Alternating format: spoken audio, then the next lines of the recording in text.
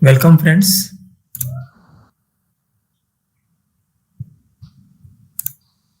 I'm Hemant Agarwal, host and coordinator of webinar conducted by chshelpforum.com. This website is specifically relating to various issues that can be experienced in housing societies.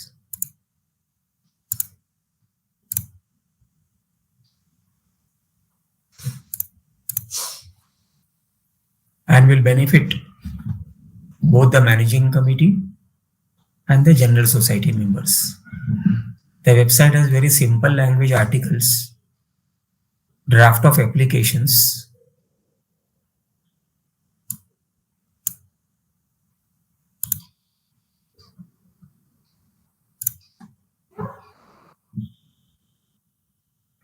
Earlier webinar videos, हमने जितने भी पहले videos किए हुए सब हमारे website में uploaded हैं. And more shall be added as and when time permits.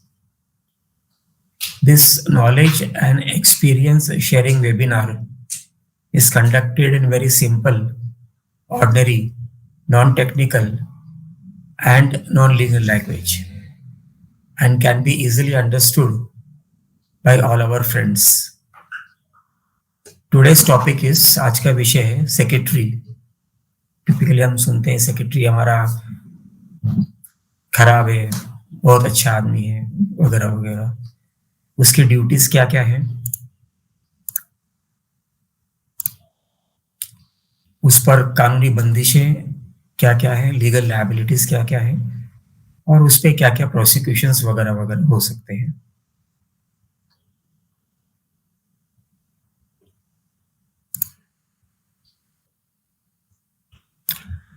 आपका जो सोसाइटी का सेक्रेटरी है,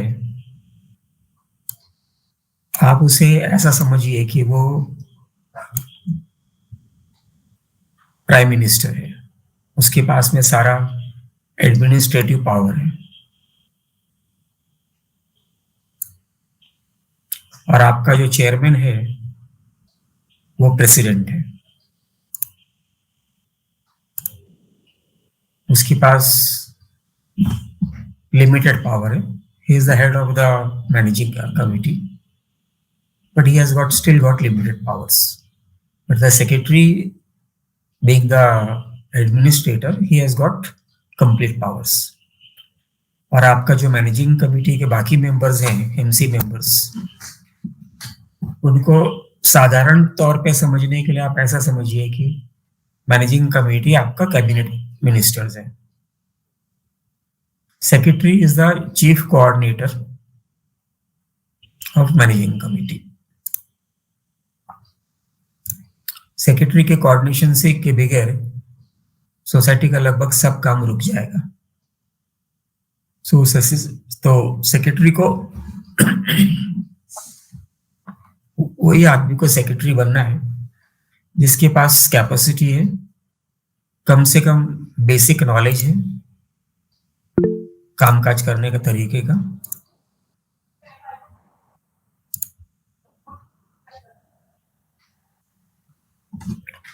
वक्त है, शांत दिमाग का है.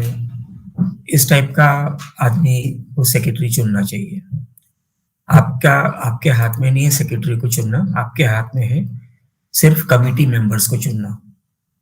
कमिटी मेंबर के चुनने के बाद में, इलेक्ट होने के बाद में, सारे कमिटी मेंबर्स आपस में मीटिंग करते हैं आपके रिटर्निंग ऑफिसर के नेतृत्व में. And in that managing committee meeting, it is decided ki which person amongst them can be chairman by nomination method. So somebody says ki I nominate Anil Bhai as the chairman. Somebody else says I second that nomination of chairman. उसको वो elect हो जाता है. He is appointed as the chairman. Same with chairman, secretary and treasurer. ये election के बाद में जो फर्स्ट एमसी मीटिंग होती है, which is done under the sign and seal of the returning officer. तो उस समय रिटर्निंग ऑफिसर ये सर्टिफिकेट देता है कि मैनेजिंग कमेटी के इतने लोग इलेक्ट हुए हैं, उसमें से अनिल भाई को चेयरमैन अपॉइंट करता हूं, सुनील भाई को सेक्रेटरी अपॉइंट करता हूं और रमेश भाई को ट्रेजरर अपॉइंट करता हूं। फर्स्ट मीटिंग में ये सिर्फ और सिर्फ ये 3 पोस्ट ही अपॉइंट हो सकते हैं। They are what is typically called as the office bearers, जिनके पास अथॉरिटी है हर डॉक्यूमेंट में साइन करने के लिए, रीडेवलपमेंट के डॉक्यूमेंट में, कन्वेंस के डॉक्यूमेंट में, बैलेंस शीट वगैरह वगैरह वगैरह। लेकिन ये पावर सिर्फ इनके बीच में ही सीमित नहीं है। Managing committee can appoint what is called as a joint secretary, vice chairman, लेकिन वो सिर्फ अपने एडमिनिस्ट्रेटिव कैपेसिटी के लिए। चेयरमैन 4 महीने के लिए दुबई चला गया, उसकी जगह में ऑफिशिएट करेगा उसका vice chairman. Similarly with secretary and everything. और आपको पता ही है कि अगर कोई भी मैनेजिंग कमेटी मेंबर, भले वो सेक्रेटरी हो, चेयरमैन हो वगैरह वगैरह, अगर वो 3 managing committee meeting non stop attend नहीं करता तो he automatically becomes disqualified from the managing committee. Similarly कोई भी मैनेजिंग कमेटी मेंबर डिफॉल्टर नहीं हो सकता, so he has to definitely automatically step down from the post. Joint secretary, vice chairman, joint treasurer will have limited powers, but they will have administrative powers.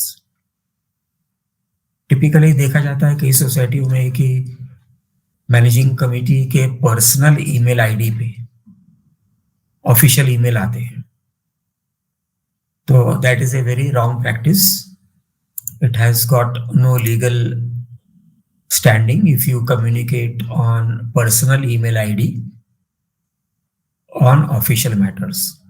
So if there is a reasonable size society, और अगर 10 member की भी society तो भी क्या फर्क पड़ता है, you can always have an official email ID, and the official email ID should be accessible to all the office bearers only and to the manager or any other officer of the society whosoever it may be appointed or delegated.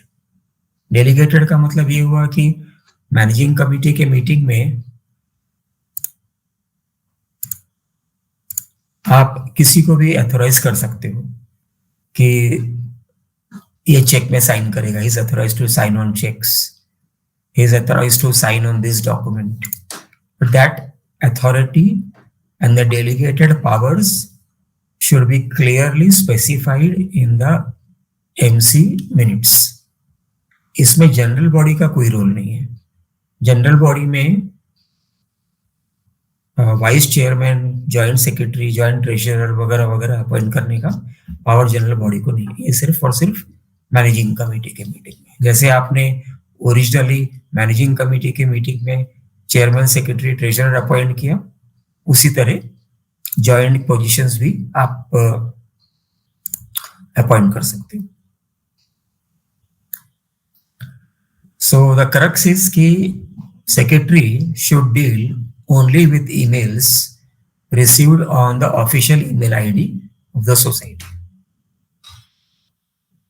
एक important part है secretary के लिए, secretaries के लिए, कि they should actually not be indulging in day-to-day activities. Society में ये नहीं हुआ तो सेक्रेटरी को फोन करो, इसको नहीं हुआ तो उसको फोन कर दो. डे टू डे एक्टिविटी के लिए सेक्रेटरी को इन्वॉल्व नहीं होना. खुद ही सेक्रेटरी को बोलना है कि I am not involve in day to day activities. So what next to do? Managing committee की मीटिंग में, जैसे उदाहरण के तौर पे आपके 17 मैनेजिंग कमेटी मेंबर्स है आपका कमेटी में, तो मैनेजिंग कमेटी की मीटिंग में ये डिसाइड होना चाहिए कि रमेश भाई, सुरेश भाई will be looking after lift issues. Jignesh Bhai and Anil Bhai will be looking after garden matters. So and so person will be looking after account. So and so person will be assisting the secretary. वगैरह। Secretary आप में से खुद में से ही आदमी है, इसका मतलब ये नहीं है कि उसको उसकी कोई रिस्पेक्ट नहीं है. He enjoys special power. I will explain. So secretary should not indulge in day-to-day activities, but he should delegate his authority or the authority mutually agreed upon in an MC meeting to respective MC members. 17 में से दो दो की तीन तीन की सब committee बना सकते हो, इंटरनल सब कमिटी, और आप अपना काम कर सकते हो. सोसाइटी में टिपिकली सेक्रेटरी को टेक इन फॉर ग्रांटेड कर दिया जाता है कि नहीं ये सेक्रेटरी है, इसकी बजाएंगे, इसको पीछे पड़ेंगे, इससे ये डॉक्यूमेंट पूछेंगे, वो डॉक्यूमेंट पूछेंगे, ये कंप्लेंट करेंगे, वो कंप्लेंट करेंगे. पर मेंबर के और मैनेजिंग कमेटी के अलग अलग अधिकार क्षेत्र हैं. टिपिकली आपका कोई भी कंप्लेंट का कोई खास मायने नहीं निकलता है. आपको कंप्लेंट करना है तो बायलॉ नंबर 174 174 में काफी कुछ डिटेल दिया हुआ है कि कौन सा कंप्लेंट आपको किसकी पास करना है. अभी जैसे लीकेज का कंप्लेंट है, तो लीकेज का कंप्लेंट है तो किसके पास करोगे आप?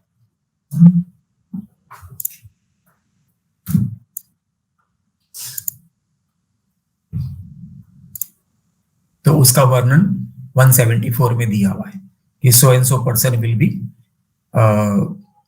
सो एंड सो एजेंसी और डिपार्टमेंट और authority will be responsible. For example अगर बीएमसी रिलेटेड कोई चीज है, बिल्डिंग रिलेटेड कोई चीज है, तो किसके करोगे आप? आपको बीएमसी में करना है. अगर किसी ने इंक्रोचमेंट कर रखा है जो सेक्रेटरी के अधिकार क्षेत्र में नहीं है, उसे इंक्रोचमेंट को निकालना या ना निकालना वो सिर्फ और सिर्फ बीएमसी के क्षेत्र में. कुछ डिस्प्यूट्स है तो वो सिर्फ कोऑपरेटिव कोर्ट में.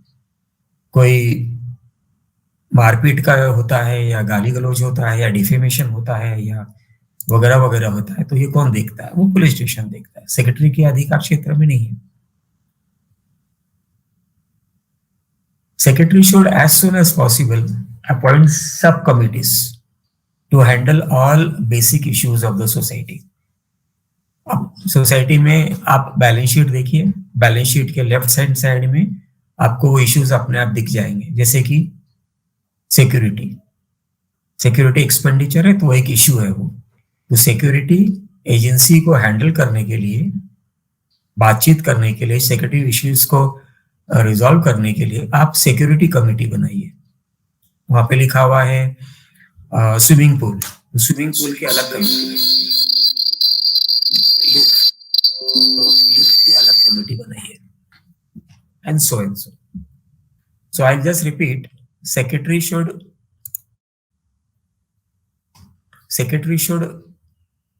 एज सुन एज पॉसिबल, जैसे ही आपकी पहली मैनेजिंग कमेटी मीटिंग होती है 3 दिनों के बाद में फिर से एमसी मीटिंग बुलाओ, उसमें सब कमिटीज अपॉइंट करो.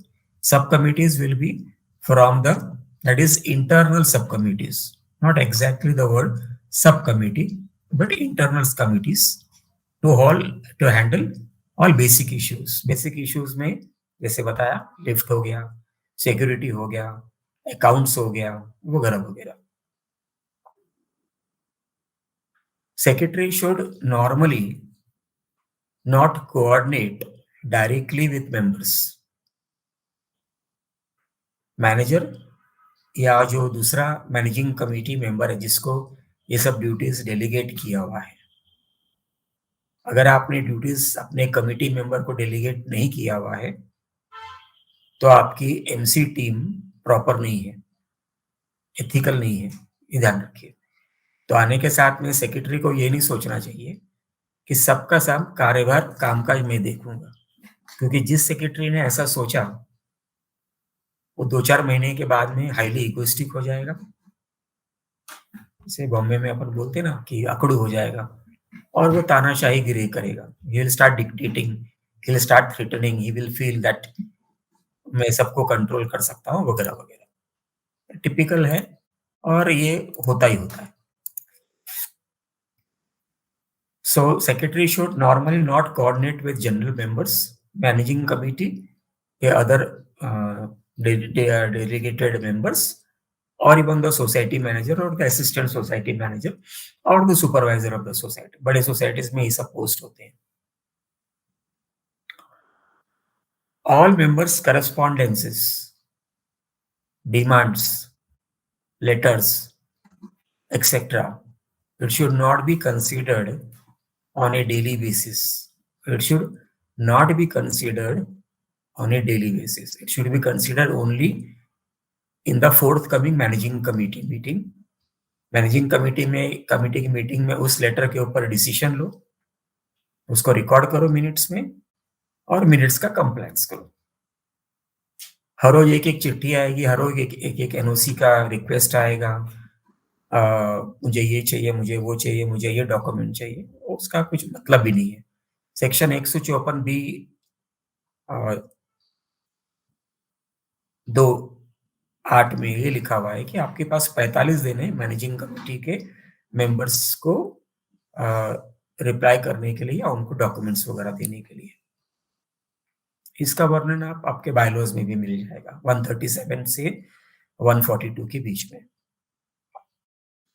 सो जब तक उस जनरल मेंबर का लेटर का डिसीजन आते वाले मैनेजिंग कमेटी के मीटिंग में नहीं लिया जाता है, उस लेटर पे कार्यवाही नहीं करना चाहिए. उसको मैनेजिंग कमेटी के आते वाली मीटिंग में डिसीजन लेना, रिकॉर्ड करना है और उस मीटिंग में आपको डिसाइड करना है कि भाई ये लेटर का जवाब देने लायक है या नहीं है. Secretary alone should not take any new decisions. नया डिसीजन लेना है तो कमेटी को लेने दो. सोसाइटी के फाइनेंशियल कैपिटल या बड़े हित में है तो जनरल बॉडी को लेने दो. तो secretary should not take any new decisions himself. However secretary is entitled to enforce. उसका काम है कि मैनेजिंग कमेटी में जो डिसीजन लिया है, जो जनरल बॉडी में डिसीजन लिया हुआ है, उसको वो इन्फोर्स करना है. और उसको इन्फोर्स करने का सिर्फ और सिर्फ अथॉरिटी जो है वो सेक्रेटरी को है. सेक्रेटरी को अपनी टीम को बोलना है कि भाई ये लिफ्ट का इश्यू है, इसको आपको डेलीगेट किया मैनेजिंग कमेटी में, आप इसको हैंडल करो. किसी कारण वो एमसी मेंबर गुजर जाता है, भाग जाता है, रिजाइन कर देता है वगैरह वगैरह, तो it is a duty of the secretary to immediately start co-option proceedings or give that work to somebody else. It is the secretary's duty to see कि आपकी कमिटी अगर 17 की है, रिजाइन हो गया 2 जन, तो तुरंत co-option का प्रोसीडिंग्स करे. बिकॉज अगर कमिटी का स्ट्रेंथ गिर जाता है, उसको बोलते हैं वैक्यूम क्रिएट हो गया और कोरम के नीचे चला जाता है, तो आपकी कमिटी डिफंक्ट हो जाएगी. आपके सोसाइटी में कंपल्सरीली 77 सेक्शन के अंदर में आपको एडमिनिस्ट्रेटर अपॉइंट करवाना ही पड़ेगा. एडमिनिस्ट्रेटर या तो authorised officer. So it is the secretary's duty to keep on checking out the vacancies and conducting co-option proceedings as may be decided in the managing committee. Secretary should not, let me say again, managing committee should not entertain members' daily requests or demands, since there is simply there is no legal provision or bylaws for the same. The bylaws से चिट्ठी आनी है, 30 दिनों के अंदर consider करना है और फिर उसको जवाब देना है. जैसे उदाहरण के तौर पे आपने मेंबरशिप ट्रांसफर की फाइल दिया सोसाइटी में, तो वो फाइल को सेक्रेटरी अपने आप से कंसिडर नहीं कर सकता है. वो स्क्रूटनी करेगा, या तो लीगल एडवाइजर के पास भेजेगा और चेकआउट करके उसका रिपोर्ट आएगा. वो रिपोर्ट को आपको एमसी मीटिंग में लेके पास करना है. फिर भी लॉ प्रोवाइड्स कि आपके पास 3 महीने हैं उस चीज के लिए, लेकिन ये सिर्फ मेंबरशिप ट्रांसफर्स के लिए. सिमिलरली विथ नॉमिनेशन फॉर्म्स हो गया वगैरह वगैरह. सोसाइटी में कितने ही इश्यू होते हैं, कोई भी इश्यूज है, आप उसको सिर्फ और सिर्फ मैनेजिंग कमेटी के मीटिंग में इंटरटेन करना है. इसका मतलब ये हुआ कि मंगलवार को एक अर्जी आई एनओसी के लिए, भाई तुरंत शाम तक उसको एनओसी दे देना है? नहीं, उसको मैनेजिंग कमेटी की मीटिंग में कंसीडर करना है कि वो मेंबर जिसने एनओसी मांगा है, क्या वो डिफॉल्टर है, क्या उसके खिलाफ कोई कोर्ट में केस चल रहा है क्या सोसाइटी का, क्या वो उसको डीबार किया हुआ है क्या, क्या उसके उस फ्लैट उसी का है या वो उसका प्रोविजनल मेंबर है क्या, या उसका जॉइंट मेंबर का एप्लीकेशन आया हुआ है तो बाकी मेंबरों ने साइन क्यों नहीं किया। ये सब सारी चीजें डिटरमाइन होनी है। ये सब डिटरमाइन होता है सिर्फ और सिर्फ एमसी मीटिंग में।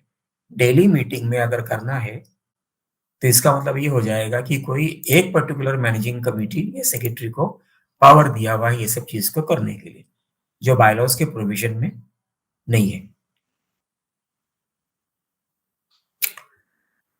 Principal original MCS act section 74 में सेक्रेटरी के क्वालिफिकेशंस के बारे में दिया हुआ था कि वह सेक्रेटरी की क्या क्या क्वालिफिकेशन होनी चाहिए। बट अब एमसीएस एक्ट अमेंडमेंट हुआ 2014 जुलाई में, तो section 74 is made not applicable for housing societies. एक चूक हो गई शायद कि अगर ये डिटरमाइन कर देते कि सेक्रेटरी के ये क्वालिफिकेशन थे, जैसे सेक्शन 73 सीए में लिखा हुआ है कि मैनेजिंग कमेटी मेंबर के 3 बच्चे हैं अगर, तो वो इलेक्शन नहीं लड़ सकता, ये एक क्वालिफिकेशन हो गया। इसी तरह सेक्रेटरी का भी क्वालिफिकेशन आप निर्धारित कर सकते थे कि सेक्रेटरी कम से कम इतना पढ़ा लिखा होना चाहिए या इतना तजुर्बा तो होना चाहिए सोसाइटी में, वगैरह वगैरह।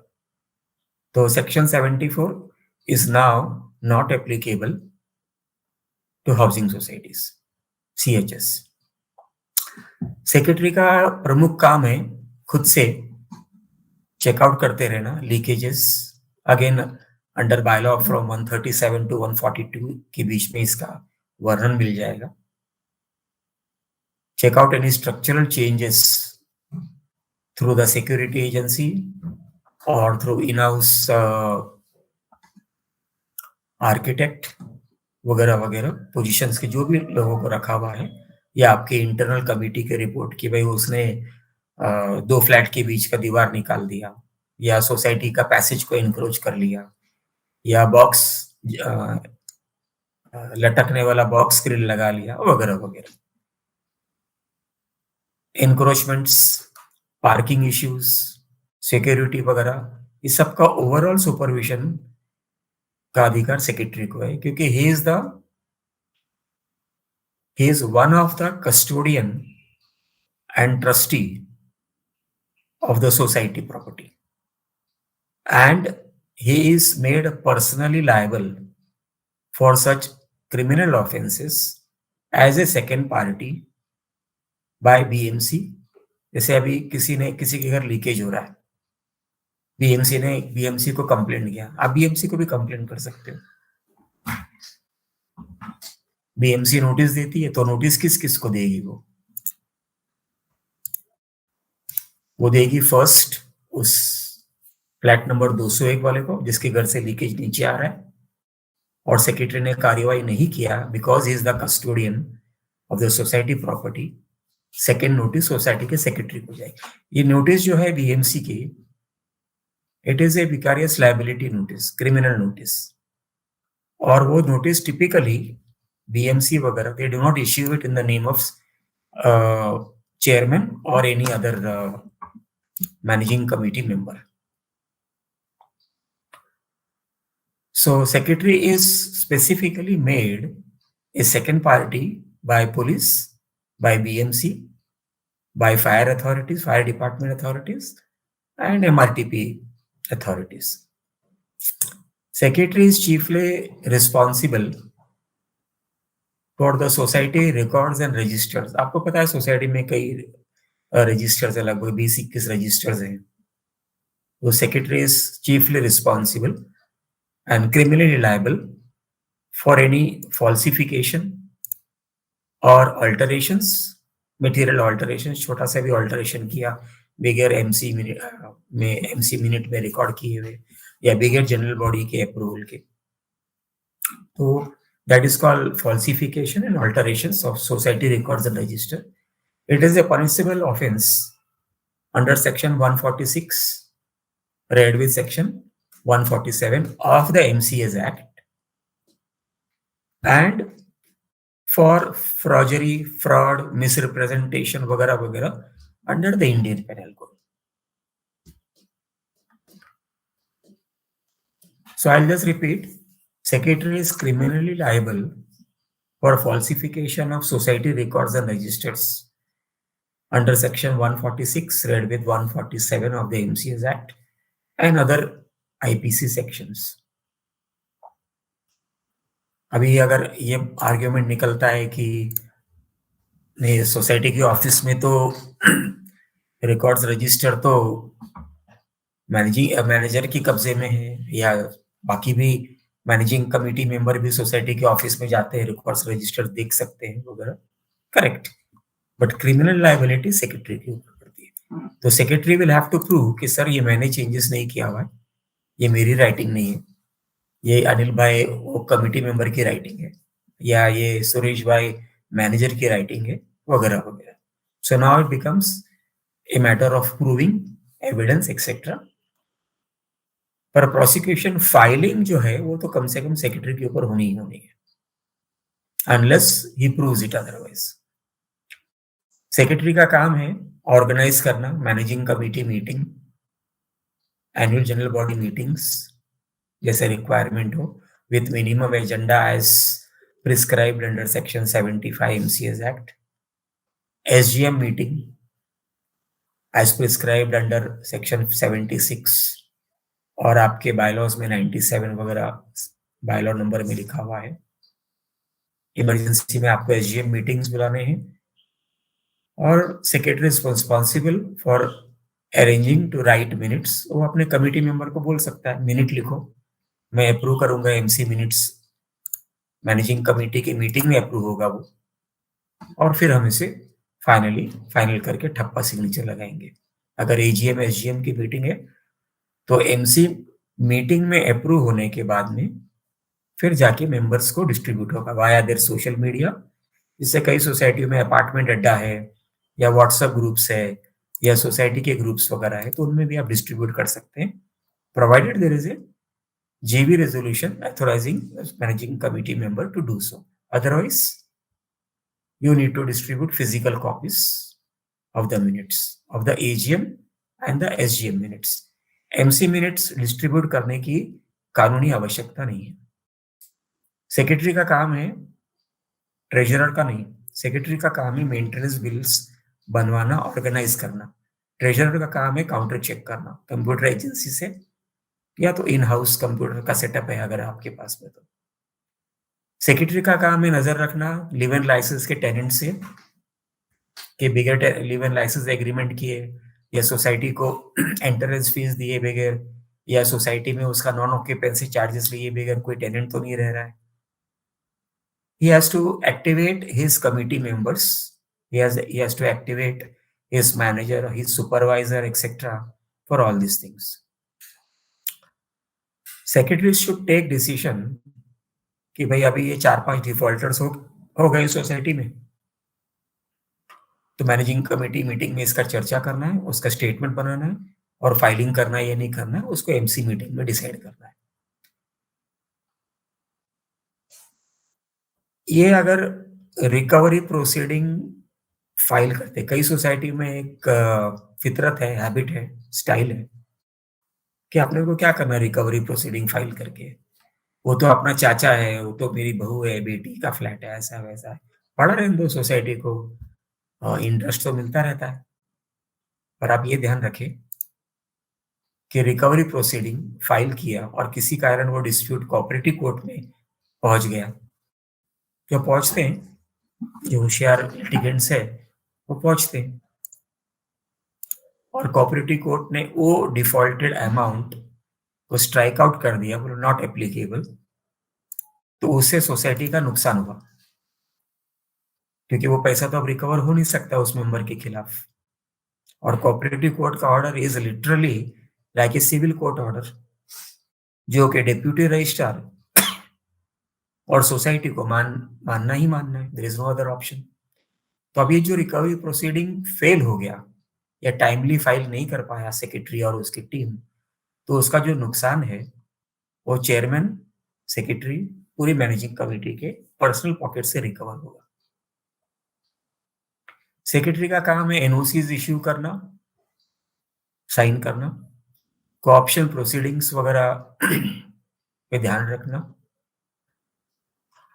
मेंबर्स के रिजोल्यूशंस पे ध्यान रखना, जनरल मेंबर्स के जैसे न्यू ट्रांसफर्स वगैरह के आते हैं वो,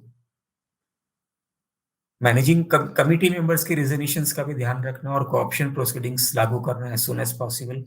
प्रेफरेबली आई वुड से कि अगर अनिल भाई ने 10 तारीख जनवरी को रिजाइन किया हुआ है और 30 जनवरी को अगर अगली मैनेजिंग कमेटी मीटिंग होनी है तो उसका रिजिग्नेशन लेटर मैनेजिंग कमेटी में एक्सेप्ट करो और उसी मैनेजिंग कमेटी में ये कोशिश करो कि कोऑप्शन प्रोसीडिंग्स पूरा करें और अपना टीम का स्ट्रेंथ वापस रिस्टोर करें। सेक्रेटरी का काम है jointly with the chairman to remove managing committee members who are defaulters, who do not attend managing committee meetings. जैसे बायलॉज में प्रिस्क्राइब्ड है कि 3 मैनेजिंग कमिटी मीटिंग नहीं अटेंड किया तो प्रोसीजर करके उसको वहां से हटा दिया जा सकता है, हटाओ ऑप्शन कर लो। ये सब काम सेक्रेटरी का है नजर रखने का।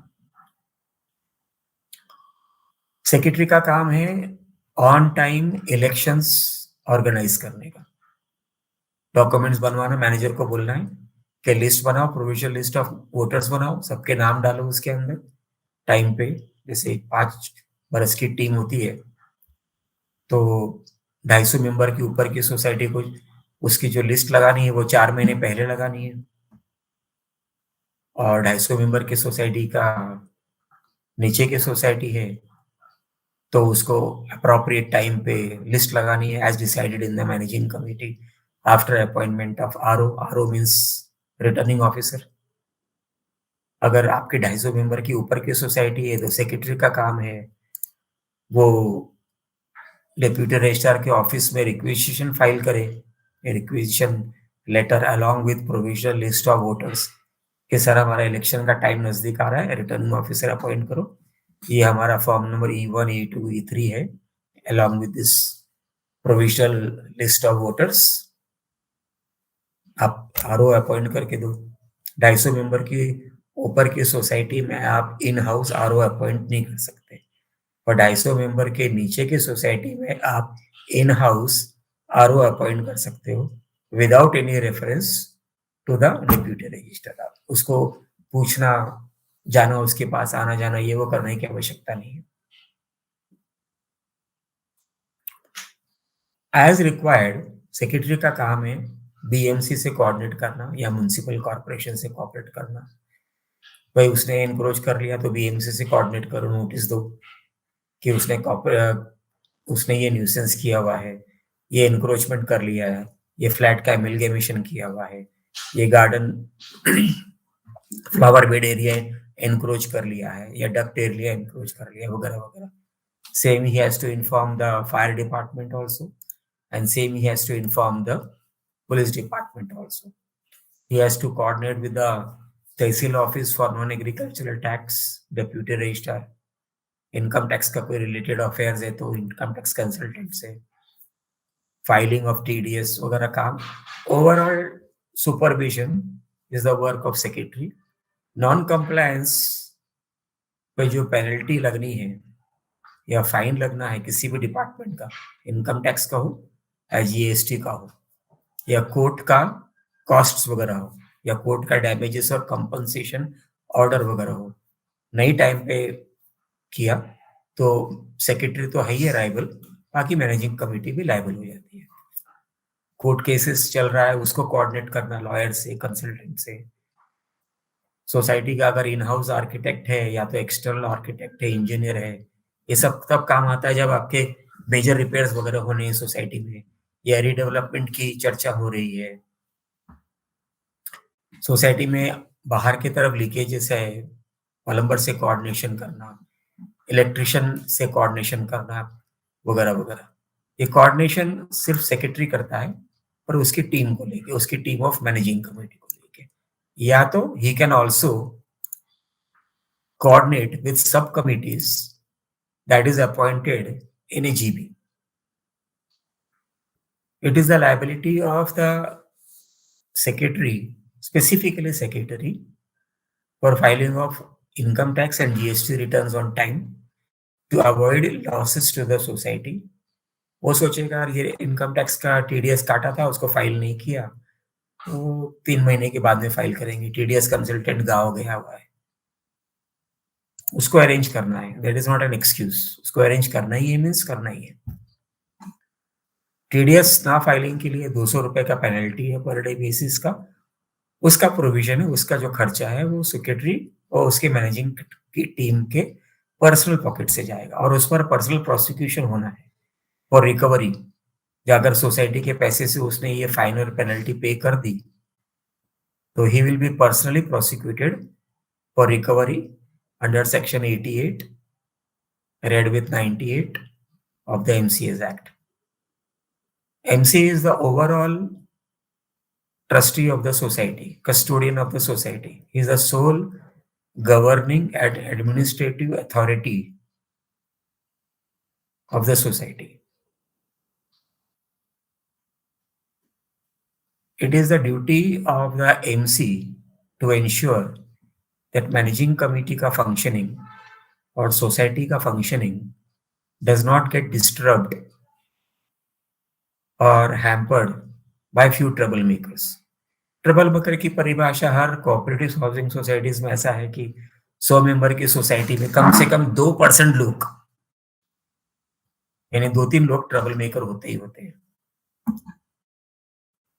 टिपिकली एक सीक्रेट ऐसा है कि वो ट्रबल मेकर कौन होते हैं, जिनको आपने परेशान किया होगा, एक दूसरा वो लोग होंगे जो इलेक्शंस हार गए, कुर्सी की चाहत की वजह से ट्रबल करते हैं, या सच में मैनेजिंग कमेटी कुछ गलत करे जा रही है और इनको चुभे जा रहा है। कई कई फैक्टर्स हैं, इनमें से 3-4 हम लोगों ने चर्चा किया अभी। Managing committee should never get involve in direct coordinating with the members. अगर अच्छी खासी सोसाइटी है, मैनेजर है, तो let the manager handle all members requirements. कुछ भी है मेंबर को रिक्वायरमेंट करो। मैनेजर जो है, he should be properly trained as per cooperative laws. Training आयोजित होती है, मैनेजर को भेजो ताकि वो प्रॉपर ट्रेनिंग लेके आए। प्राइवेट एजेंसीज के पास में भेजो, किसी के पास में भी भेजो, पर नॉन एक्सपीरियंस मैनेजर को सोसाइटी में कभी भी मत रखो। आप सोचेंगे कि अरे एक्सपीरियंस मैनेजर तो 40,000 रुपये महीना लेता है, नॉन एक्सपीरियंस मैनेजर खाली 15,000 रुपये लेता है, तो वो सोसाइटी में डिस्प्यूट्स होने ही होने वाले हैं। वो सोसाइटी की managing committee ultimately kick out हो जाती है। वो सोसाइटी की मैनेजिंग कमेटी खुद ही रिजर्वेशन देने लगती है, बोले बहुत प्रेशर आ गया। वो प्रेशर इसके लिए आता है क्योंकि वो खुद हर चीज में इन्वॉल्व होने लगते हैं। मी करनार, मैं करूंगा वगैरह वगैरह। आप लोगों ने ये सब एक्सपीरियंस किया ही होगा, नहीं किया है तो थोड़ा सा ऑब्जर्व करिए, अपने सोसाइटी में अपना खुद का योगदान दीजिए। बोलिए कि सब कमेटी बनाओ जनरल बॉडी में से, ओवरऑल सुपरविजन के लिए, कोऑर्डिनेशन के लिए, सुपरविजन के लिए, कोऑर्डिनेशन के लिए। सुपरविजन तो ओवरऑल मैनेजिंग कमेटी का ही रहेगा। Another secret is managing committee should strategically remain non-reachable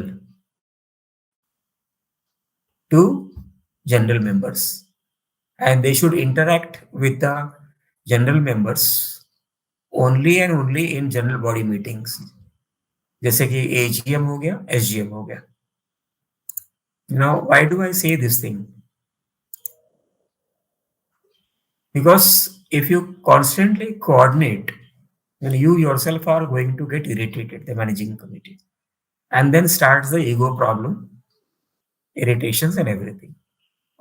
But if there is a select subcommittee appointed by the general body to handle so and so requirement of अलग अलग requirement के अलग अलग सब committee बनाओ of general members, तो वो आपस में ही हैंडल कर रहे हैं।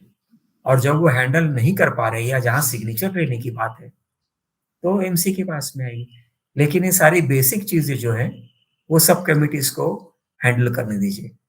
ये एक सीक्रेट है to running of the societies in very very peaceful manner and in successful manner complete the 5 years. 90% of the societies, at least in Mumbai, they do not complete their full tenure. कोई 2 साल में, कोई 3 साल में या 4 साल में जिसे छोड़ देता है, रिजाइन कर देता है. कोऑप्शन में आते वो रिजाइन कर देते. रिजाइन करना, कोऑप्शन करना वगैरह वगैरह कारण ही है कि आप खुद ही सब चीज में घुसने को देखते रहते हो. मी करना, मैं करना, मेरे बगैर कुछ नहीं होना चाहिए. Duties, liabilities should be distributed to अलग अलग चीज. जैसे अभी दिल्ली में बैठा हुआ एक आदमी बोलता है कि नहीं मैं हर चीज को कंट्रोल करूंगा, तो वो हो नहीं सकता. इसके लिए कानून बनाया कि भाई हर राज्य में अलग अलग लीडर चुने जाएंगे, तो काम आसान हो जाता है. इट में साउंड ऑड जब मैं ये बोलता हूं कि managing committee should remain non reachable to general members and should interact only and only during general body meetings. Relations अच्छे बनते हैं इससे. मेंबर्स, जनरल मेंबर्स की जो राइट्स हैं वो बहुत लिमिटेड है. वो आपको ये नहीं बोल सकता है कि पानी 10 बजे से लेके 12 बजे तक चालू करो. वो डिसीजन लेने का काम मैनेजिंग कमेटी का, because managing committee is the governing and administrative authority. कहाँ लिखा हुआ है ये? वो सेक्शन 73(1) में लिखा हुआ है. वो सेक्शन 154(b)(1) में लिखा हुआ है. अब जो कानून में लिखा हुआ है उसका तो पालन कर लो, या अगर उसका भी नहीं करना है तो सोसाइटी को डी रजिस्टर कर दो. या जैसे हर सोसाइटी में मैनेजिंग कमेटी के मेंबर रिजाइन होते जाते हैं.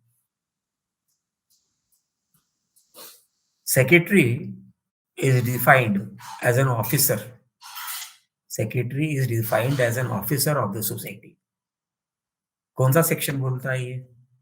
This is said in section 2(20) and section 154(b)(1)(19). So he is the governing and controlling authority under section 73(1).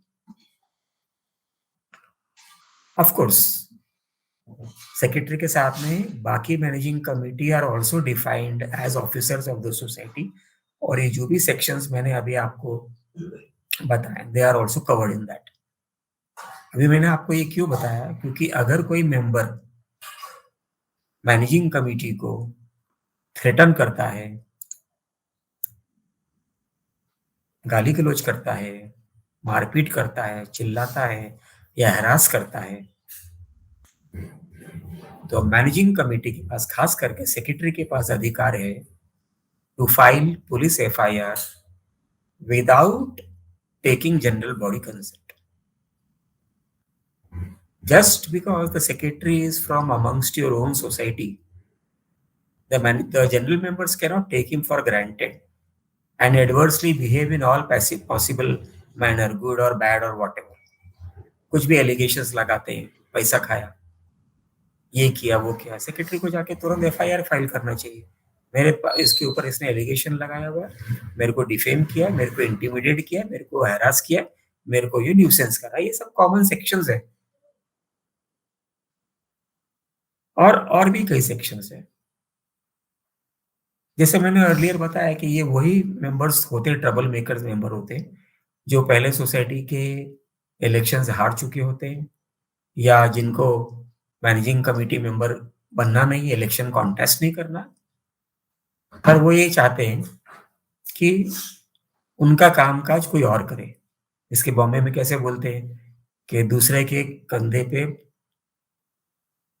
बंदूक रख के चलाना, ये हिसाब है. सेक्रेटरी का काम है कि डीआर को इन्फॉर्म करे, डिप्यूटी रजिस्ट्रार को, कि भाई हमारा मैनेजिंग कमेटी का कार्यकाल खत्म हो रहा है, आरओ को अपॉइंट करो, ये डॉक्यूमेंट्स वगैरह.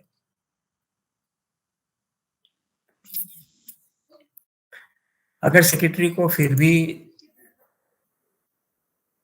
जनरल बॉडी मेंबर से डील करना ही है, तो as a good practice secretary should organise a special general body meeting और ए स्पेसिफिक इश्यू महीने 2 महीने में ऑर्गेनाइज कर लिया, जिसे हम टिपिकली बोलते हैं चाय पे चर्चा। छोटा मोटा नाश्ता पानी का इंतजाम किया, मेंबरों की बातें सुनी, एक एजेंडा रखा to discuss and coordinate with the general body members. वहां से शायद आपको कोई अच्छी चीज मिल जाए सीखने को। वहां से शायद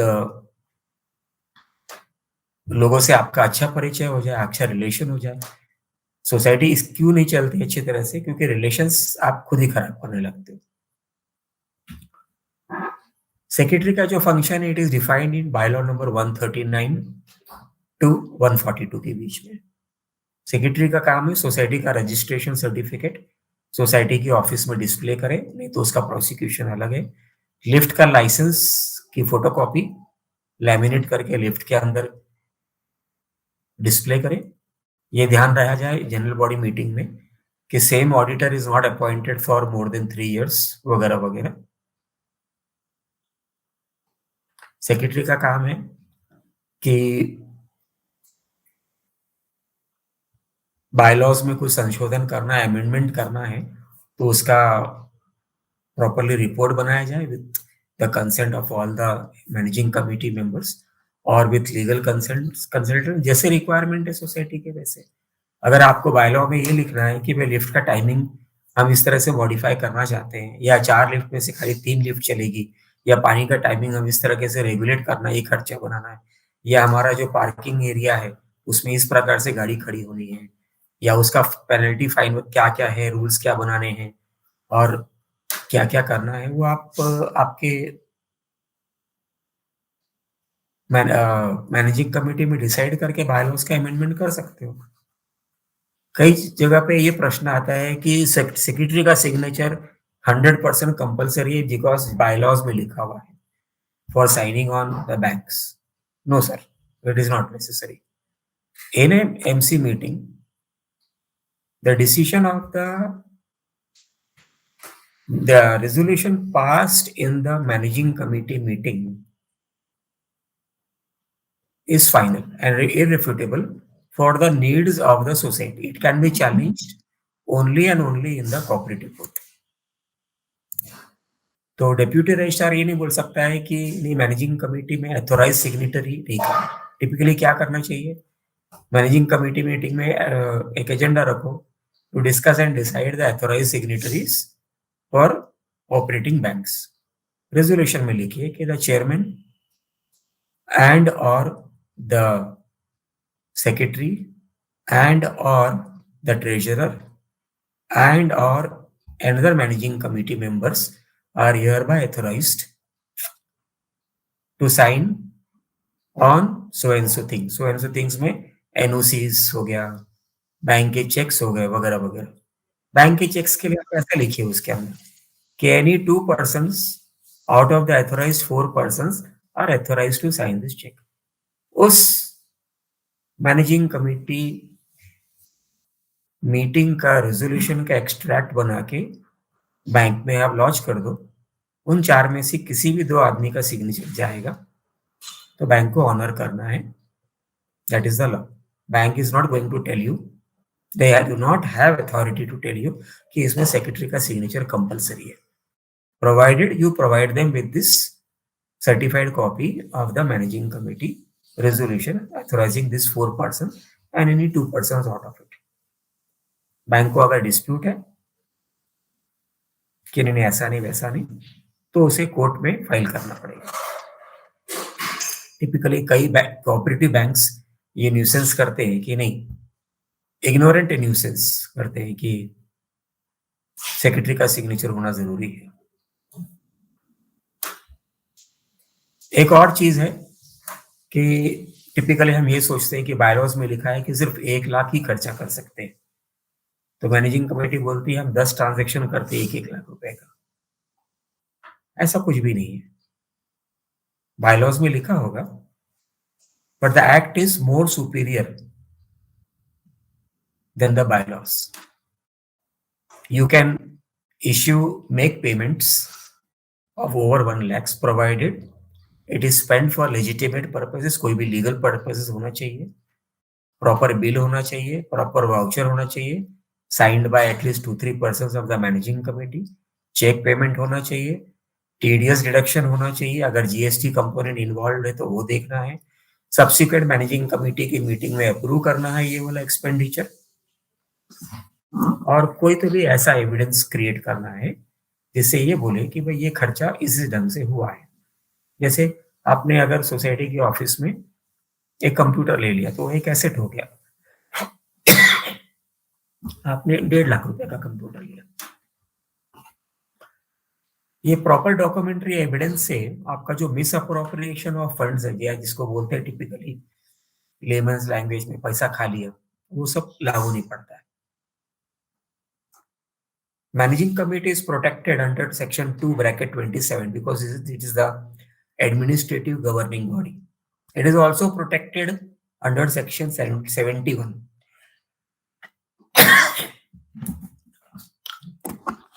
गुड फेथ का एक सेक्शन है, बहुत मजेदार सेक्शन 71। वो बोलता है अगर लीगल लेजिटिमेट और लीगल काम के लिए किया हुआ है तो it is not miss appropriation, पैसा नहीं खाया ये साबित हो जाता है। तो उसके ऊपर जो प्रोसिक्यूशन होना है सेक्शन 81 में या 83 में इंक्वायरी होनी है, या लायबिलिटी फिक्स करनी है 88 में, अगर उस लायबिलिटी तब फिक्स होती है जब वो इलेजिटिमेट हो।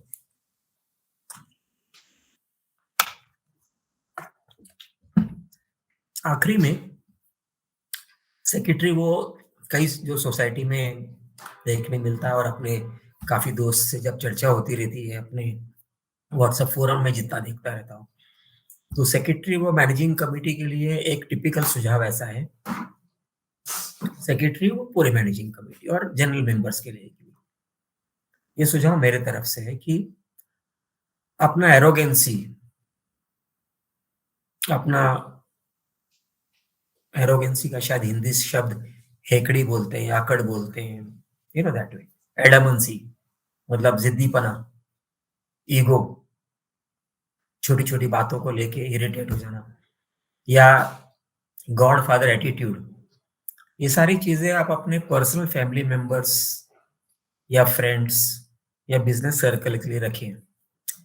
सच attitude does not work in cooperative housing societies and members typically start filing criminal cases, civil cases for damages, for compensation, defamation cases वगैरह हैं, कंज्यूमर कोर्ट में पहुंच जाता है इश्यूज कि इसको हमने जबरदस्ती 10,000 का पेनल्टी लगा दिया, स्टैंड नहीं करता है।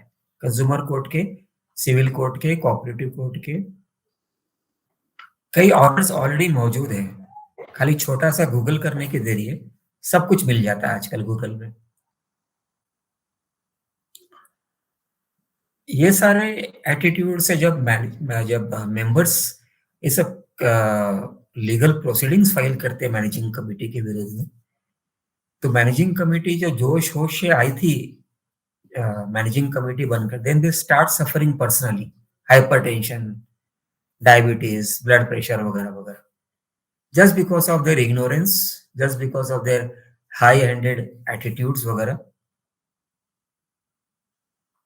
और जब ये केसेस फाइल होते हैं, जब इनके ऊपर डैमेजेस और कंपनसेशन लग जाते हैं, जब इनके ऊपर पेनल्टीज लग जाती हैं, जब इनके ऊपर फाइन लग जाते हैं, तो मैनेजिंग कमेटी अपने आप डिफेम हो जाती है। और अभी तो आप न्यूज़पेपर्स में देखते हो, ये मैनेजिंग कमेटी को जेल हो गई, ये मैनेजिंग कमेटी ने पैसा खाया, इसको ये कर दिया, ये मैनेजिंग कमेटी ने 25,000 से ज्यादा ले लिया, उसके नाम भी आजकल छप रहे हैं। तो सोशल मीडिया है, व्हाट्सएप है, गूगल है, आप अगर गूगल करोगे तो आपको ऐसे 1 लाख इंसिडेंसेस से ज्यादा मिल जाएंगे जो मैनेजिंग कमेटी ने टेढ़ी मेढ़ी हरकतें किया हुआ है। I don't say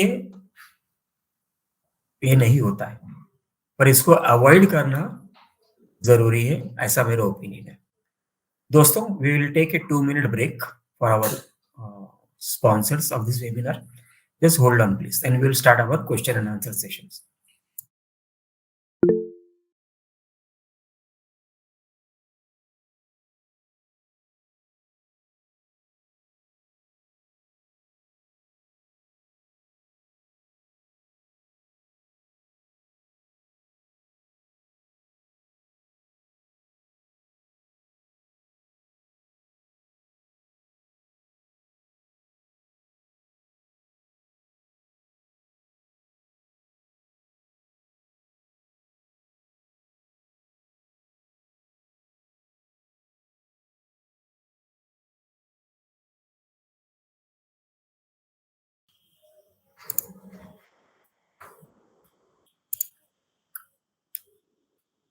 Thank you, friends. We can take up our questions. The questions should be relating only to today's topic. Secretary अच्छा है, बुरा है, उसकी कंपलसरी ड्यूटीज क्या है, उसके लीगल लायबिलिटीज क्या क्या हो सकती है, प्रोसिक्यूशंस क्या क्या हो सकता है. फ्रेंड्स, जिस किसी को भी प्रश्न पूछना है, please click on the hand symbol. आपके स्क्रीन में हैंड सिंबल है, उसके क्लिक कर दीजिएगा and we will take up your questions in sequence. Only one short questions, long questions we are not taking. Only one short question per person. While asking questions, please switch on your video. This webinar does not provide any type of consultations or advice to your personal problems. Friends may ask questions only relating to today's topic. Knowledge and experience shared on this webinar is based on take it or leave it basis, without any liability, any type of liability or responsibility whatsoever and whichsoever. Thank you, friends, for your patience. Our first question is by Mr. Pankaj Shah. Mr. Pankaj Shah.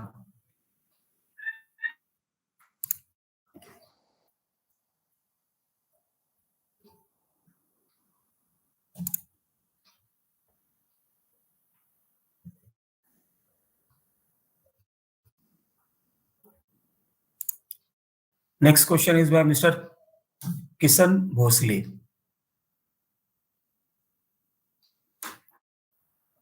Mr. Kishan Bhosle. Sir आप unmute करिए अपने microphone को. इन्हों कुछ hello. Yes please go ahead. Hello, आवाज hello hello hello आवाज आ रहा है? भोसले साहब बोलिए बोलिए.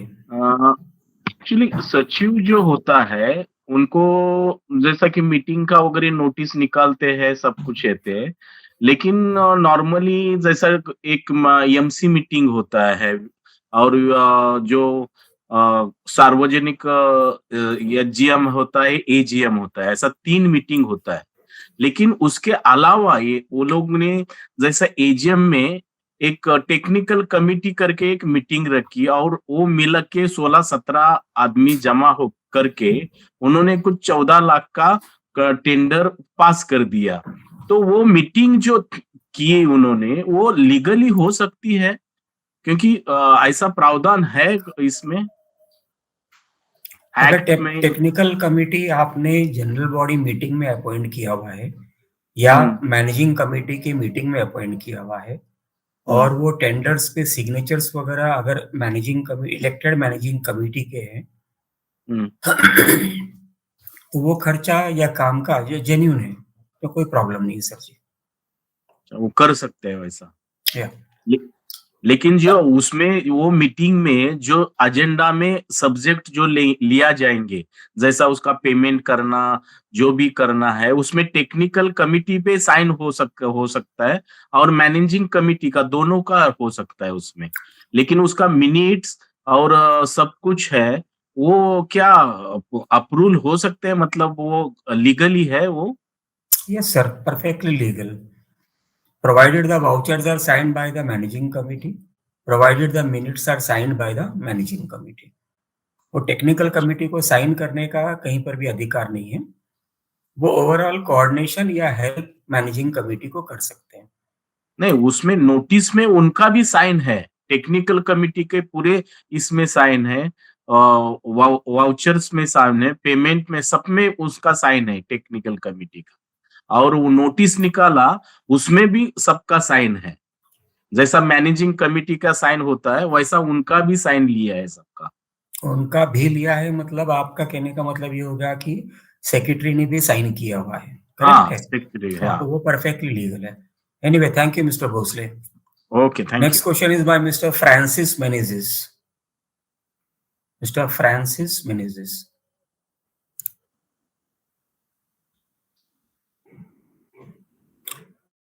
Next question is by Mr. Dr. Shitole. Dr. Shitole. Unmute yourself, sir. Right. Dr. Sorry. Shitole. Good evening sir. हाँ, पूछिए सर। मेरा क्वेश्चन ये था कि अगर सेक्रेटरी ने रिजाइन किया है तो उसको कुछ नोटिस पीरियड सर्व करना पड़ता है क्या? 1 महीना, 2 महीना? और दूसरा क्वेश्चन ये है कि अगर एमसी में कोरम नहीं बन रहा है एमसी मीटिंग में, तो जैसे हम एसजीएम में करते हैं या फिर एजीएम में कि आधे घंटे के लिए मीटिंग पोस्टपोन करके हम उसी में अगर कोरम नहीं हो रहा है तो फिर से उसको लीगली चालू कर सकते हैं। वैसा एमसी में अगर कोरम नहीं हो रहा है एमसी मीटिंग में, तो उसको आधे घंटे के बाद हम वेट करके उसको लीगल बना सकते हैं क्या मीटिंग को? ये 2 क्वेश्चन थे एमसी मेरे। मीटिंग का अगर टाइम आपने 6 बजे रखा है, तो उसको एडजर्न करने का आधा घंटा के लिए, 5 मिनट के लिए, 2 घंटे के लिए या 10 दिनों के लिए, ऐसा बायलॉज में कहीं प्रोविजन नहीं है और करना भी नहीं चाहिए। ओके। वो प्रोविजन दिया हुआ है सिर्फ जनरल बॉडी मीटिंग्स के लिए। और जहां तक रिजाइनेशन की बात है, कोई भी मेंबर कभी भी रिजाइन कर सकता है, लेकिन उसको कानूनी ढंग से उस पोस्ट में कंटिन्यू रहना है जब तक उसका रिजाइनेशन एक्सेप्ट नहीं हो जाता। नहीं, अगर एक्सेप्ट सामने वाला करना चाहता ही नहीं तो कैसे होगा फिर? चाहता नहीं तो फिर डेप्यूटी रजिस्ट्रार के पास में अर्जी दे दे कि ऐसा मैंने रिजाइन किया हुआ है और मैनेजिंग कमेटी मेरा रिजाइनेशन एक्सेप्ट नहीं कर रही है, दैट्स इट। लेकिन उसको जब तक, क्योंकि कई बार क्या होता है, जैसे उदाहरण के तौर पे सेक्रेटरी ने रिजाइन किया, 10 जनवरी को उसने रिजाइन कर दिया, उसके पास उसके ताबे में, उसके कस्टडी में, पोजीशन में क्या क्या है? उसके पास सोसाइटी का एक पेन है, सोसाइटी के पैसे से पेन खरीदा हुआ है, कुछ कागज हो सकता है, कुछ ये हो सकता है, वगैरह वगैरह। और रिजाइनेशन लेटर पे कार्यवाही करने का काम सिर्फ और सिर्फ मैनेजिंग कमेटी मीटिंग में हो सकता है और कहीं नहीं हो सकता। जनरल बॉडी में नहीं होता है, रजिस्ट्रार के ऑफिस में नहीं होता है, वगैरह वगैरह। तो उस मीटिंग में ये डिसाइड होता है कि भाई ये आदमी ने रिजाइन कर दिया हुआ है और इसके कस्टडी में क्या क्या है, प्रॉपरली हैंड ओवर किया है क्या इसने। कोई भी general normal managing committee member होगा तो भी उसके पास कुछ ना कुछ सोसाइटी का कागज पत्र ये वो होता है। तो it has to be insured and recorded in the minutes. Sir, अगर सेक्रेटरी ने रिजाइन करने के बाद चेयरमैन ने 2-3 महीने के लिए Shitole sir, we are taking only one question per person. We do not have time, sir. We are going to conclude in a short while. Thank you for joining, sir. Okay. Mr. Vaman Pai. Mr. Vaman Pai. Yeah. Am I audible? Yes. Please switch on your video also. Yeah, I'm switched on, sir. I must be a network problem. Can you see me? Come after some time. Please come after some time. Can you see me, sir, now? Yes. Yeah. Good evening, sir. I wanted to ask is that if the secretary puts up a letter from a member in the managing committee meeting, and the managing committee they decide that they will send it to a legal advisor for his comments, then is it the secretary's duty to follow up and keep that reply received from the legal officer the next meeting? Or if he scuttles that issue, is the secretary personally liable or the whole committee is to be prosecuted? If the decision is taken in the committee, then to abide by it, उसको follow करना, उसको obey करने का काम firstly secretary का है, क्योंकि 137 से 142 बायलॉज में लिखा भी है ये। और अगर सेक्रेटरी नहीं करता है तो नेक्स्ट पोजीशन चेयरमैन का है, और फिर भी नहीं होता है तो जब कंप्लीट जाती है तो पूरी की पूरी कमेटी पे 146 व 147 के अंडर में प्रोसिक्यूशन फाइल हो सकता है, depending on what the matter is. With the registrar, I think so, na? Thank you, Mr. Pai. Next question is by Mr. Ashish Sinha. Mr. Ashish Sinha. Yeah, good evening, everyone. Yeah, are you able to hear me? Yes, please go ahead. Yeah.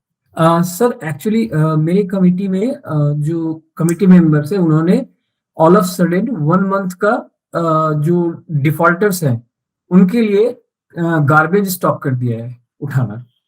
अभी problem ये है कि जब लोग request कर रहे हैं तो वो सुन नहीं रहे हैं, ठीक है।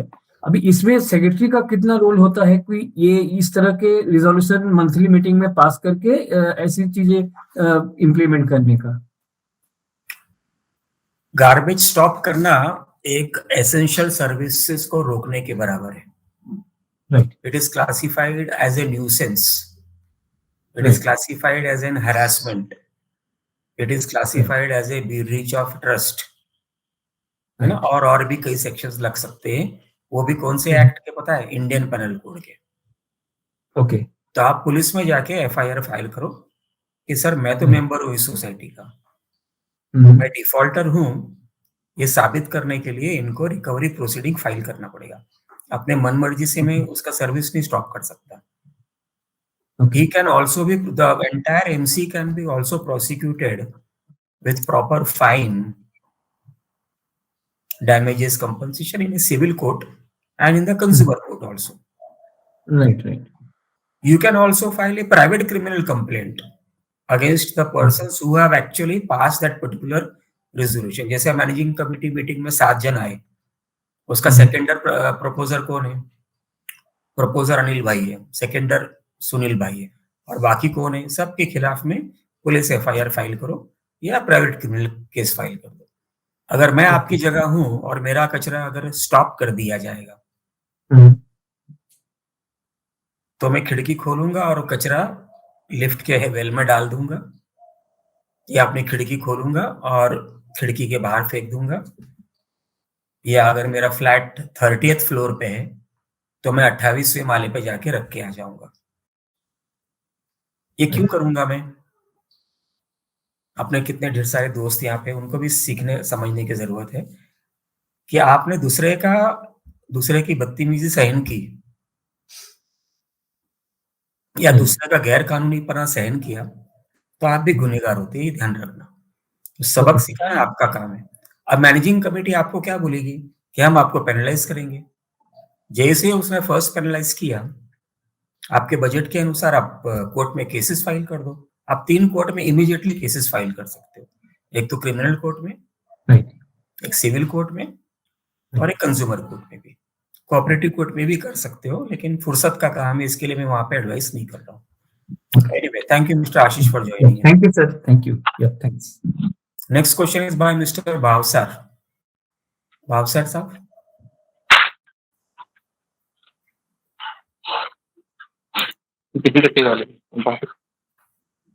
okay, we'll take up next question by Mr. Bhavesh Seth. Good evening, sir. Good evening, Bhavesh. Hello. Yes, sir. Please go ahead. Yes, sir. Sir, what is the procedure of seeking details for payment of penalties, like किसी regular electricity bill हमने time पर pay नहीं किया as a society, या water bills time पर pay नहीं किया, तो इसकी जो penalties pay की है, so who would be able to share the details? मतलब किसी को approach करना है, secretary को, treasurer को, या general मतलब MC को करना है? प्रोसीजर क्या होता है सर? अपने को चेयरमैन, सेक्रेटरी, ट्रेजरर ये वो से कोई मतलब नहीं है। आपको लेटर लिखना है address to the managing committee, okay sir, है ना, और उसको बोलना है कि मेरे को ये रिकॉर्ड सोसाइटी के कस्टडी में है, हमारे पैसे पे ये खर्चा हुआ है, मेरे पैसे पे खर्चा हुआ है, मैं पार्ट हूँ उस चीज का। You have to give me so and so documents under this section 154B art वाला। उसके अंदर मांग लो और डिक्लेयर कर दो कि आपका जो भी खर्चा है, you may debit it in my monthly maintenance bill at the rate of 2 rupees per page basis। Rule 27 में लिखा हुआ है, MCS रूल 27 में वो 2 rupees पर पेज वाला, और जो बायलॉज में 10 रुपए लिखा हुआ है उसको कचरे की पेटी में डाल दो। As I said, rules and laws are far superior, far नहीं, are finally superior than the bylaws. So you are supposed to get it by making a simple application. Anything which is non-personal in the society, anything which is non-personal, personal का मतलब क्या होगा? आपका pan number, आपका nomination form, आपका agreement society में, और क्या हो सकता है आपका पर्सनल? आई थिंक दो चार आइटम ही होता है। वो छोड़ के आप कोई भी डॉक्यूमेंट सोसाइटी का मांग सकते हो। रीडेवलपमेंट एग्रीमेंट हो, Okay. सोसाइटी का प्लान्स हो, बिल्डिंग का प्लान्स हो, कन्वेंस डीड हो, ये हो वो हो, कुछ भी, no restriction sir. It is your society Okay, sir. And that जो भी आप कुछ मांग रहे हो वो आप ही का पैसे से बना हुआ है वो चीज. Okay, sir. Thank you Okay. Bhavesh. Thank you, sir. Thank you, sir. Thank you, sir. Next question is by mister Chhagan Dhanani. So Chhagan Dhanani. Hello, नमस्कार सर जी. नमस्ते सर जी. अच्छा, मेरा सवाल ऐसा है कि हमारा सोसाइटी ने 4 साल से रिटर्न फाइल नहीं किया है, उसका वजह से बैंक का जो टीडीएस कटता है एफडी का, तो हम क्लेम नहीं कर पाते, तो लॉस होता है. उसके लिए जिम्मेदार कौन रहता है बाद में? मैनेजिंग कमेटी का हर मेंबर जिम्मेदार है, बिकॉज मैनेजिंग अच्छा. कमेटी का मेंबर चेयरमैन, सेक्रेटरी, ट्रेजरर तो आपका बैलेंस शीट साइन करता ही करता है. हाँ. और मैनेजिंग कमेटी का मीटिंग में वो बैलेंस शीट्स पास होती है, बाद में जनरल बॉडी में वो पास कराते हैं. और 4 साल से एजीएम ही नहीं हुआ है हमारा. तो फिर उसके लिए आपको आपके कोऑपरेटिव रजिस्ट्रार को बोल के सोसाइटी में मैनेजिंग कमेटी को डिसमिस कर दो, हटा लो, और प्रॉपर मैनेजिंग कमेटी को बिठाओ. जो काम नहीं करता उसको क्यों बिठा के रखा है आपने कुर्सी पे? और 3 महीने पहले मैंने रेजिग्नेशन दिया है मैनेजिंग कमेटी से, उसको एक्सेप्ट नहीं किया अभी तक मैनेजिंग कमेटी ने. शायद आपका कॉम्प्लिकेशंस है, अलग अलग इश्यूज है, मल्टीपल इश्यूज है. आप रजिस्ट्रार से कोऑर्डिनेट करिए. ठीक है. थैंक यू मिस्टर दरानी. धन्यवाद. धन्यवाद. Next question is by mister Somnath. Mister Somnath.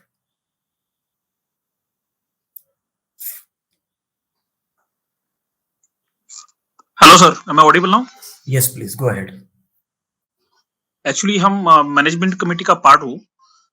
हमारे एक फ्लोर पे जो कॉमन स्पेस है, जो पैसेज है, उसमें एक मेंबर ने कंस्ट्रक्शन किया है, मतलब एक फैब्रिकेशन डाला हुआ है. तो हमने उनको नोटिस भेजा था कि आप ये हटाइए मेल पे, नहीं तो हम उसको हटा देंगे वहां से. तो उन्होंने हमारे लीगल एक्शन लेने का हमको ही धमकी दिया है. तो हम इसको कैसे डील करें, ये थोड़ा सा गाइडेंस चाहिए था. Okay, you can make an application to BMC under section 3 bracket Z, right, comma 381, right, comma 471 कि भाई Right. ऐसा ऐसा एनक्रोचमेंट हुआ है सोसाइटी में, आप आइए, इन्वेस्टिगेशन करिए, पंचनामा करिए, प्रोसिक्यूशन फाइल करिए. और सेम वो अर्जी आप पुलिस स्टेशन में भी आप फाइल कर दीजिए, और वैसी ही एक अर्जी आप फायर डिपार्टमेंट में फाइल कर दो. मैनेजिंग कमेटी को कोई अधिकार नहीं है मेंबर का सामान बाहर जो रखा हुआ है या कहीं पर भी रखा हुआ है उसको अपने हाथ से हटाने का. ठीक तो है, उसमें वहाँ पे अगर- प्रोविजन, सर एक हाँ. प्रोविजन था कि जिसमें पेनल्टी लगा सकते हैं 5 टाइम्स, ऐसा कुछ तो बायलॉज में है. तो वो हम प्रोसिक्यूट आप कर सकते हैं. एनक्रोचमेंट का पेनल्टी लगा के पहली बात तो एनक्रोचमेंट का पेनल्टी लगाने का अधिकार किसको है? अभी एक आपसे एक प्रश्न पूछते हैं सोमनाथ जी.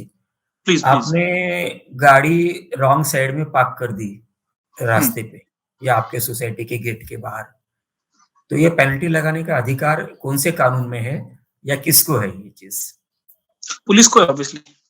पुलिस को है, आरटीओ को है. सिमिलरली एनक्रोचमेंट का सोसाइटी के बाहर हो या सोसाइटी के अंदर हो, उसका अधिकार किसको होना चाहिए? आपको क्या लगता है?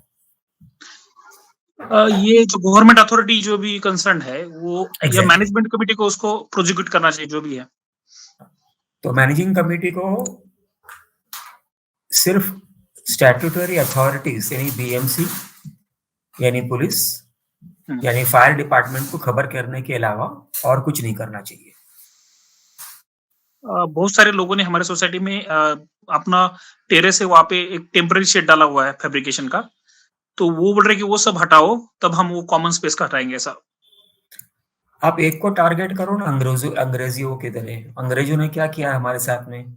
एक हाँ. को टारगेट किया पहले, फिर वो सुधर गया, फिर दूसरे को टारगेट किया, है ना? तो एक एक को करो पहले. उसको पुलिस को बोलने दो कि पहले उसको पकड़ो, उसके खून के लिए, फिर मेरे खून के लिए मेरे को पकड़ना. ठीक है सर. वैसे अथॉरिटी को. Thank you sir. Thank you mister Somnath for joining. Thank you sir. Thank you. Next question is by mister Madhav Gokhale.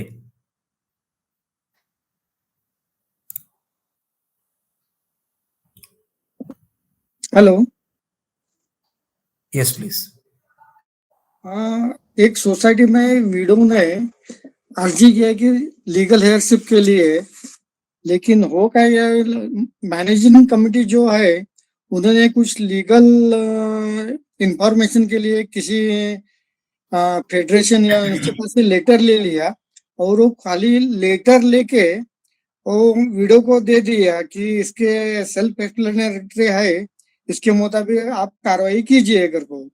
Actually secretary ने पूरा बताना चाहिए या फॉर्म उसको विडो को देना चाहिए या खाली लेटर का कॉपी उसको देना चाहिए? सेक्रेटरी की जिम्मेदारी क्या है? वो तो आपको अपने लीगल एडवाइजर से बात करना पड़ेगा ये सारी चीजों के बारे में, प्रॉपर पेपर लेके। हाँ। सोसाइटी का काम है कि अगर कोई डॉक्यूमेंट आया उस पर कार्रवाई करे और उसका रिप्लाई मेंबर को करे। अगर कोई सपोर्टिंग डॉक्यूमेंट है तो सपोर्टिंग डॉक्यूमेंट के साथ में वो मेंबर को रिप्लाई करे।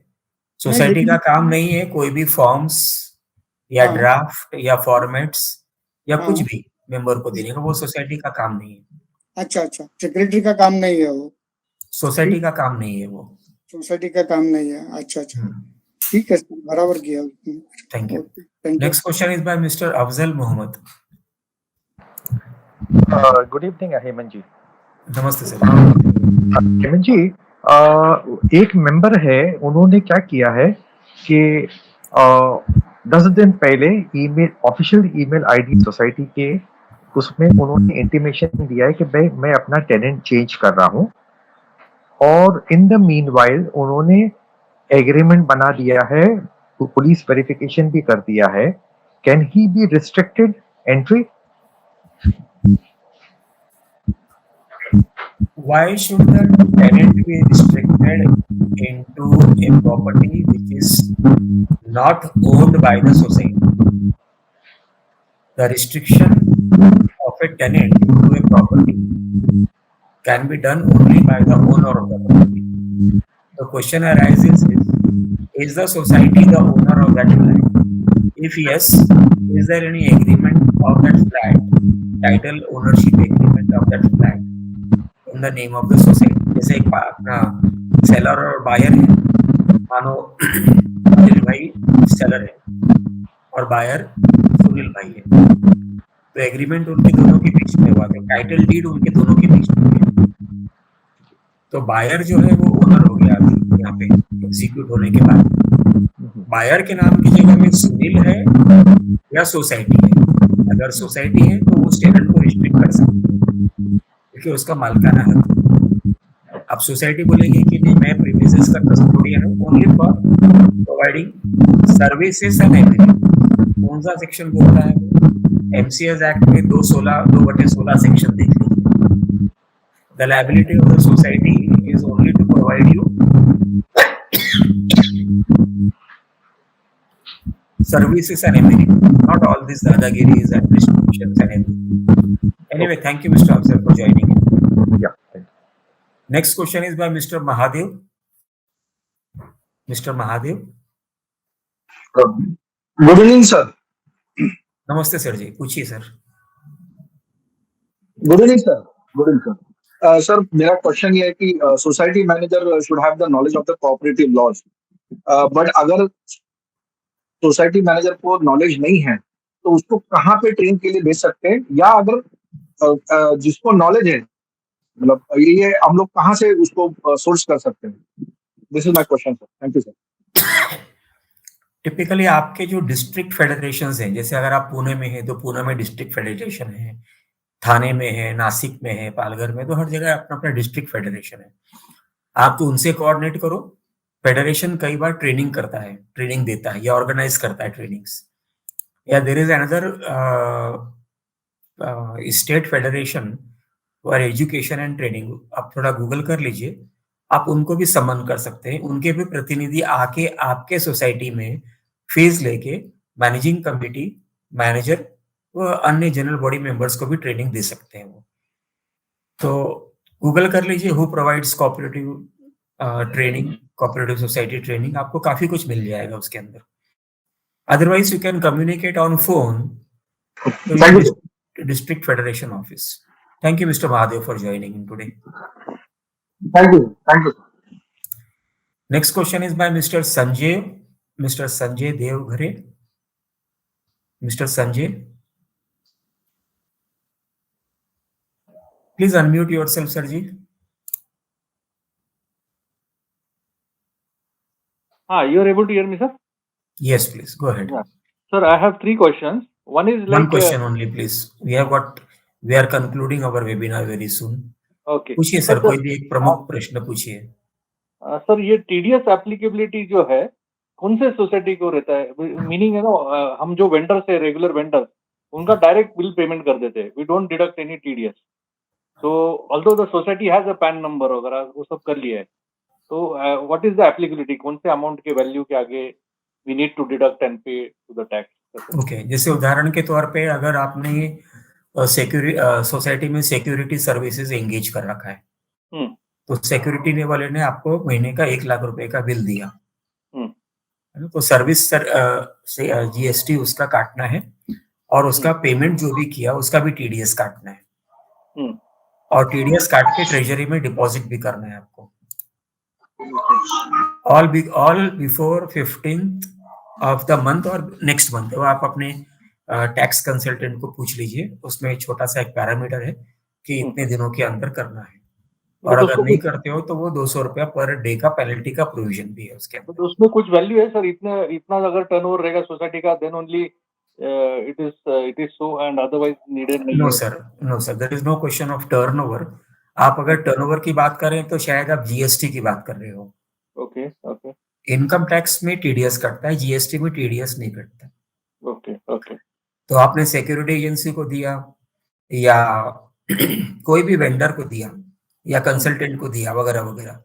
ओके.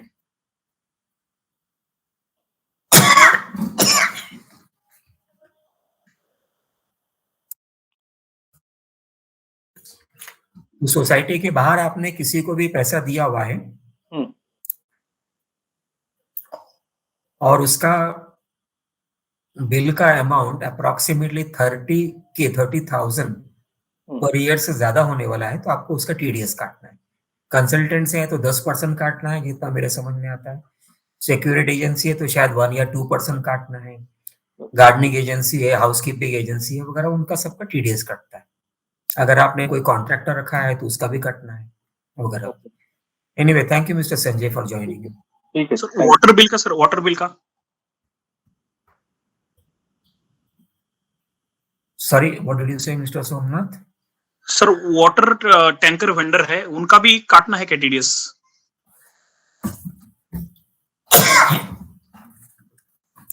अगर वाटर टेंडर वाला आपको सर्विसेज प्रोवाइड कर रहा है, कमोडिटी नहीं प्रोवाइड कर रहा है, तो वो डिटरमाइन कर लीजिए कि पानी एक कमोडिटी है या सर्विस है. अगर वो बोलता है कि देखो 500 रुपए का तो मेरा कमोडिटी हो गया, मतलब पानी हो गया, और 1000 रुपए मेरा गाड़ी का भाड़ा हो गया, तो गाड़ी के भाड़े के ऊपर आपको टीडीएस काटना है उसका. तो depending on how you see on the bill. Anyway, I think you this technical questions you should ask to a in-house tax consultant, because there are Right, sir. technical Thank you. fees. Sir, may I get your contact details, sir? Sir जी, आपने जहां ये webinar join किया उसके invite में मेरा contact details मौजूद है. Thanks, sir. Thank you sir. Next question is by mister Vishal. Mister Vishal,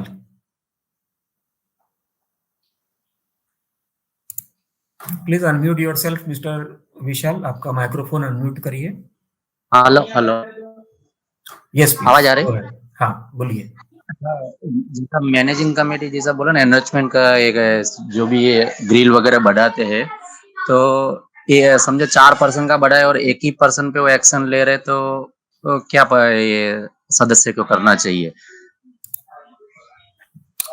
managing committee के सामने जो आदमी आया, उसके आंखों के सामने जो आदमी आया, उस पर आप कार्रवाई करिए.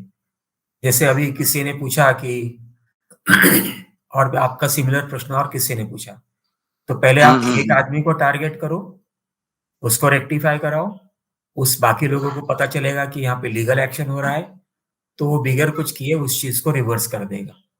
ऐसा नहीं, लेकिन मैं सदस्य समझो मेरे पे लिया और 3 पे नहीं ले रहे, तो मेरे पे गलत हो रहा है ना, ऐसा है? आप तो गलत कर ही चुके हो ना, आप जो गलत कर चुके हो मैं कर चुका हूं, उसके लिए मैनेजिंग कमेटी खाली मेरे पे कर रहा है और 3 पे नहीं कर रहा है, तो आप और हटा दीजिए ना, आप उस दूसरे का देखते हुए अपना गलती छुपा नहीं सकते हो sir ji, please understand that. ऐसा नहीं है, लेकिन वो मेरे से आगे किए हुए है और मैं बाद में आप अपना वो और हटा मेरे को दीजिए और बाकी ठीक लोगों कर के रहा है ऊपर ऐसा आप, और आप कार्रवाई कर दीजिए। अपना अपनी गलती को अपन नजरअंदाज करके दूसरे गलती को दिखाएंगे, वो कानून एक्सेप्ट नहीं करता सर जी। Anyway, thank you mister Vishal लेकिन वो फॉर लोग joining in. Next question is by mister Tom M. Sir हमारा एक क्वेश्चन है सर, जरा लंबा है। नहीं सर, टाइम नहीं है लंबा क्वेश्चन के लिए। आपके पास कोई शॉर्ट क्वेश्चन है तो पूछिए। We are concluding the webinar in 2 minutes। अच्छा, हमारा प्रोजेक्ट है रीडेवलपमेंट के अंदर। ओके आईओडी आ गया, ओके डीए आ गया, सब आ गया, और वो नोटिस दिया बिल्डर ने 30 दिन का कि आप खाली करो, और बिल्डर ने पीए भी सबको भेज दिया, लेकिन ये सेक्रेटरी और चेयरमैन दोनों साइन करने तैयार नहीं है। इन लोग बोलते हैं ये सही नहीं है, वो सही नहीं है। ये 3 महीने से ये हो रहा है, तो इसका इलाज क्या है?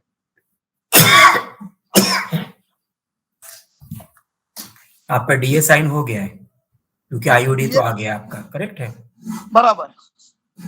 तो अब बाकी जो पीए है, परमानेंट अल्टरनेट एकोमोडेशन का एग्रीमेंट है, आप साइन करो या नहीं करो उससे फर्क नहीं पड़ता। Let the redevelopment happen, let it get completed. Builder, when he is about to give you the position, he will sign all those agreements. तो बिल्डिंग छोड़ते नहीं ना, आधा बिल्डिंग खाली है, आधा बिल्डिंग में लोग रहते हैं, तो कोई बाहर नहीं जाते। सर आप कोई लीगल एडवाइजर को आप कांटेक्ट करिए आपके लोकल एरिया का, वो आपको गाइड करेगा ये सब चीजों में।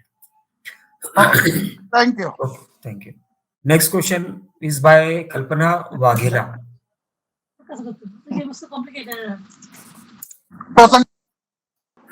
Sir, last good evening, question sir. is by Kalpana madam.